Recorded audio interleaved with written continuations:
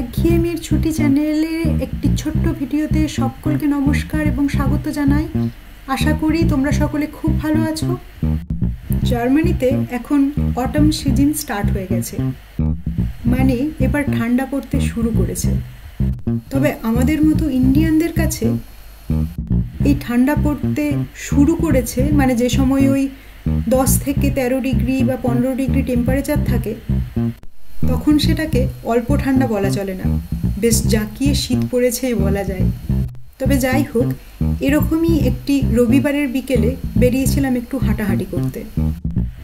তবে অটামে এখানকার প্রকৃতি এত অপরূপভাবে নিজের রূপ বদলায়, তাকে ক্যামেরাবন্দি করা থেকে নিজেকে আর কোনোভাবে আটকাতে পারলাম না। তাই বেশ কিছু ছবি এবং ভিডিও তুলেই ফেললাম, আর সাথে সাথে পৌঁছে গেছিলাম কাছেই অবস্থিত একটি চার্চের কাছে।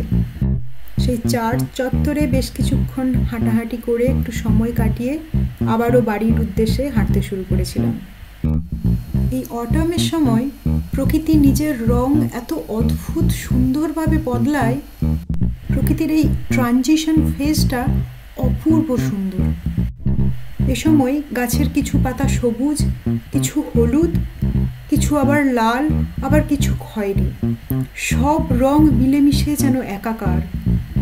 আর তারপরেই সব পাতা একে একে ঝরে যায়, যে জন্য এটিকে ফল টাইমও বলে। বাংলায় আমরা বলি পাতা ঝরার মরশুম। এই পাতা ঝরা আর আবার নতুন করে পাতা ধরা, এই দুইয়ের মাঝে থাকে প্রায় 4-5 মাসের অপেক্ষা, আর থাকে অনেকটা ঠান্ডা, যেটা আমাদের মতো ইন্ডিয়ানদের জন্য বেশ কষ্টকর।